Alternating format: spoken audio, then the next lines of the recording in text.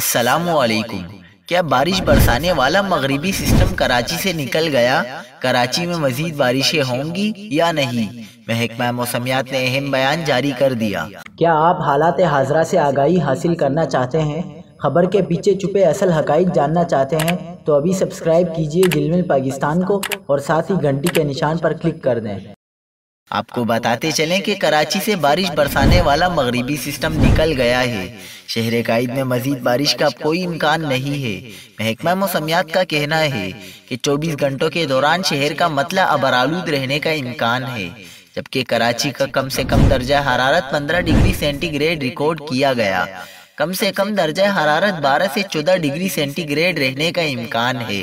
محکمہ موسمیات کا یہ بھی کہنا ہے کہ شہر قائد میں شمال مشرق سے ہلکی ہوائیں چل رہی ہیں۔